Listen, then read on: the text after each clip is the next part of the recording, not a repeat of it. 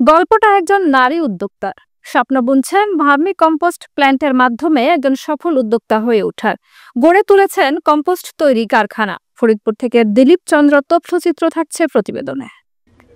তার সঙ্গে কথা বলে জানা যায়, প্রথমে তিনি ব্ল্যাক সোলজার প্ল্যান্ট তৈরি করেন, পরে তিনি এসডিসির এক কর্মকর্তার পরামর্শে ব্ল্যাক সোলজার প্ল্যান্ট বাদ দিয়ে বাড়ির পাশের প্রায় 3 একর জায়গার উপরে গড়ে তুলেন একটি ভার্মি কম্পোস্ট সার তৈরির কারখানা।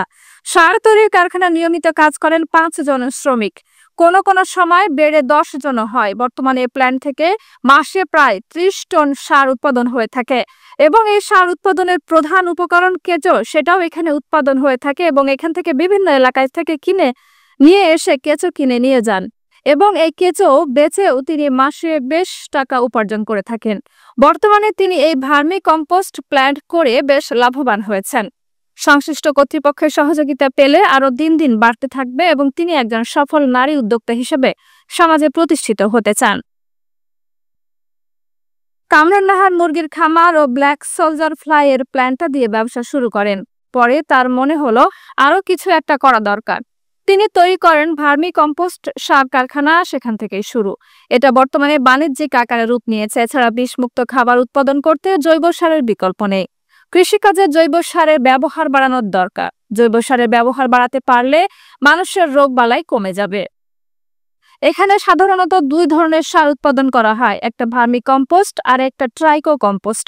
মাসে গড়ে খামারে 30 টন সার উৎপাদন হয়ে থাকে। প্রতি কেজি ভার্মি কম্পোস্ট সার 12 টাকা ও ট্রাইকো কম্পোস্ট সার 8 টাকা দরে বিক্রি করা হয়। উৎপাদিত বেশিরভাগ সার এলাকার সবজি চাষি ও মাছের খামারিরা নিয়ে যায়। এ কাজে তার স্বামী শাহান খান তাকে সবসময় উৎসাহ দিয়ে থাকেন।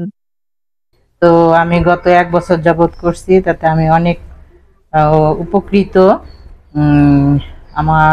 আমি 14 টন, প্রথমেই 14 টন মাল বিক্রি করছি। আমার প্রতি মাসে 30 টন প্লাস সার উৎপাদন হয়। আমি এ পর্যন্ত 74,000 টাকার কেঁচো বিক্রি করছি।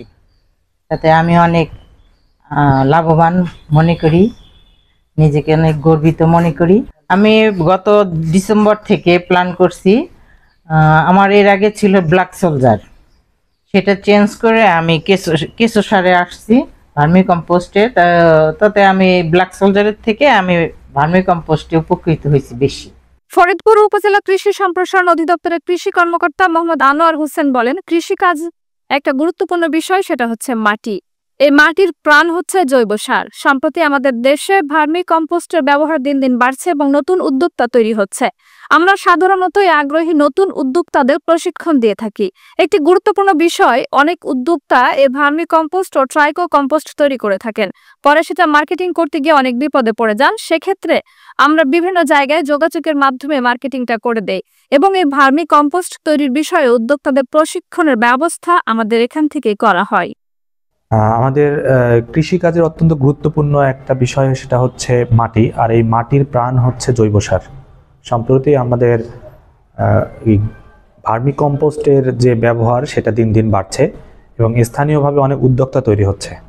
আমরা সাধারণত যারা নতুন আগ্রহী এই উদ্যোক্তাগুলো, ওনাদেরকে প্রশিক্ষণ দিয়ে থাকি এবং বিশেষ করে সবচেয়ে গুরুত্বপূর্ণ বিষয় দেখা যায় যে অনেক উদ্যোক্তা তারা ভার্মি কম্পোস্ট উৎপাদন করেন বটে, কিন্তু পরবর্তীতে সেটা মার্কেটিং করতে গিয়ে তারা অনেক বিপদে পড়ে যান।